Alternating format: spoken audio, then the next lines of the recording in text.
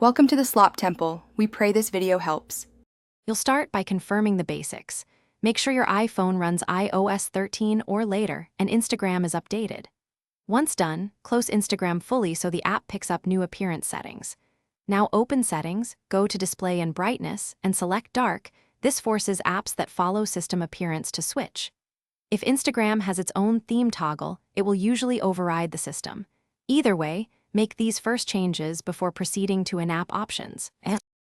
Next, go into Instagram itself. Tap your profile, open the three-line menu, then Settings and look for Theme or Appearance. If you see Dark, choose it to keep Instagram dark regardless of system. If that option isn't present, Instagram will follow the iPhone system dark mode you already set, so make sure the system change stuck. If Instagram still shows light, update the app in the App Store or reinstall it to restore missing UI controls and try again.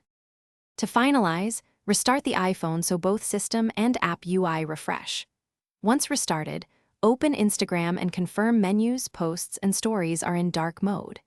If content or ads remain light, use Accessibility Display and Text Size Smart Invert as a fallback for a near-dark look.